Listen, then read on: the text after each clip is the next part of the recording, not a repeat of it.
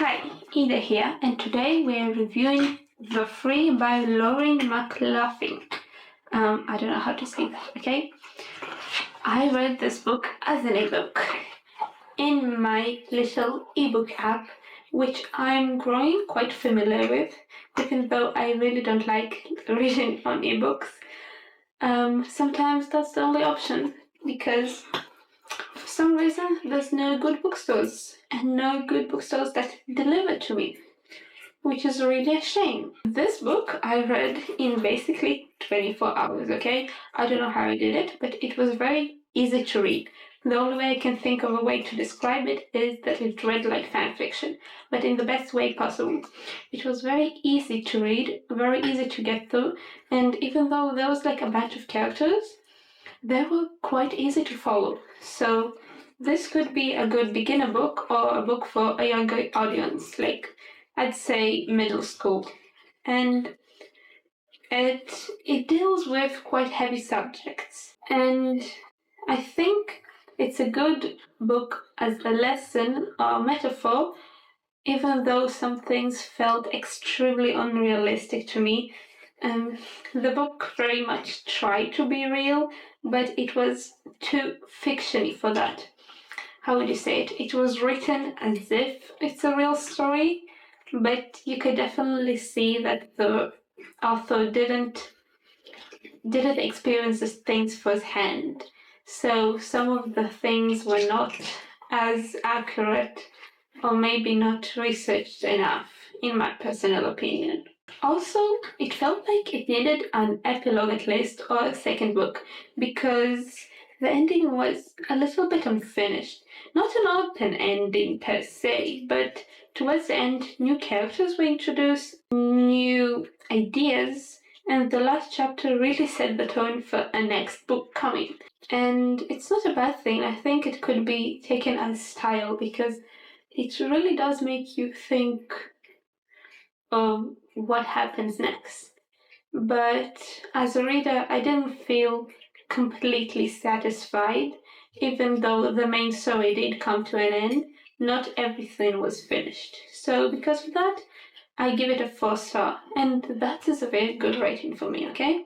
Because I really did enjoy it. I read it in one day. Well, one day and a night.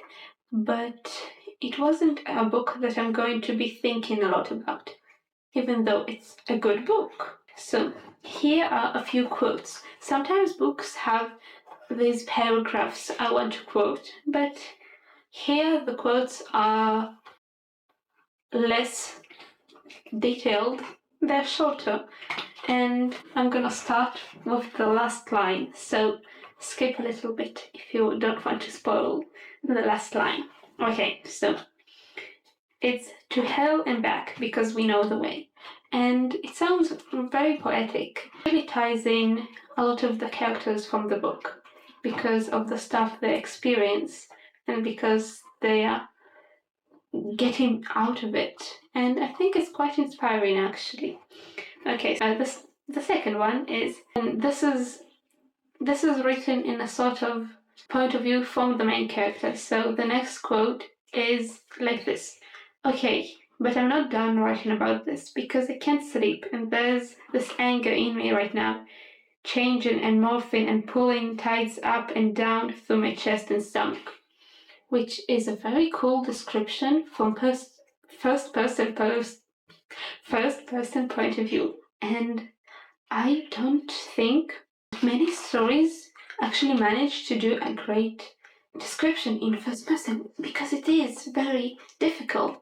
And here we have the emotion and we get to know what the character is feeling, and we also get this wonderful description of all it together. We see that he doesn't sleep at night. He has a lot on his mind and how it feels all throughout his body.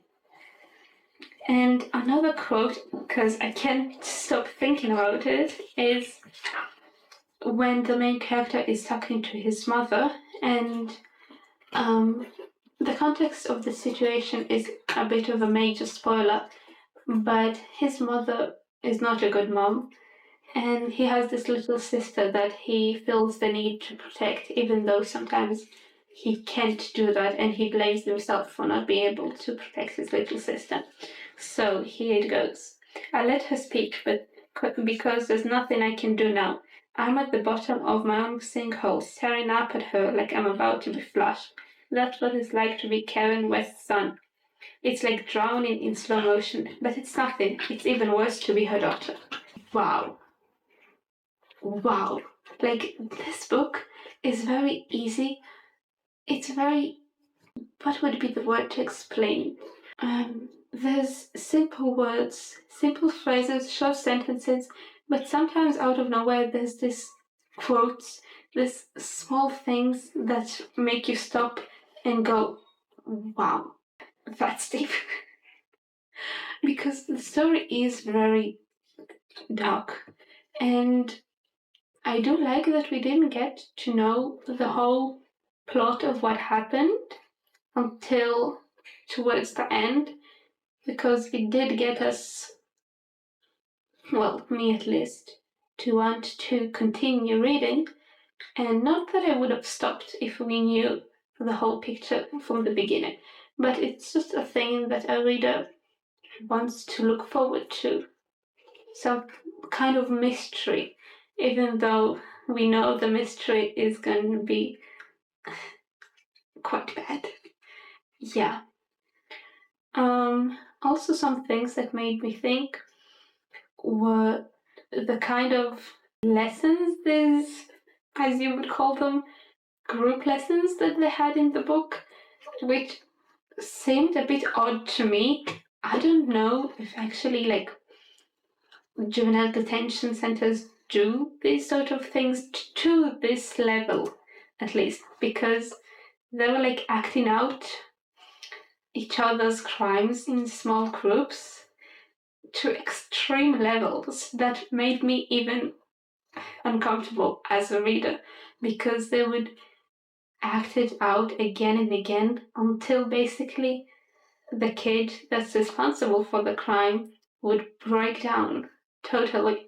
And I don't think that's quite healthy, but it was really interesting as a plot point to explore the psychology behind the kids and the motivation, and if they regret what they did and how they did it. Maybe not all the crimes were intentional.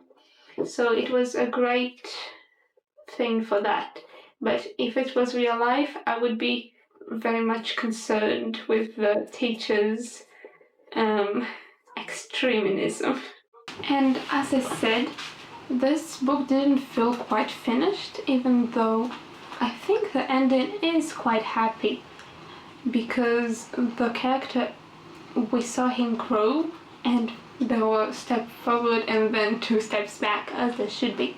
And towards the end, we see him actively engaging in helping others. And I think that's the point where I was like, yeah, this is a complete character arc. And I'm glad that we left at that, even though it felt a little bit unfinished.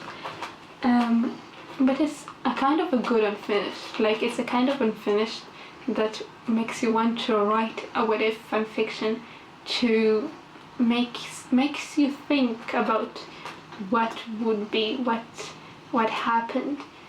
So I think it's a good 4 stars, but I don't know who I would recommend this to. So maybe some book club could potentially enjoy this. But the intended demographic for this, I think, is more younger teenagers. But I really enjoyed it.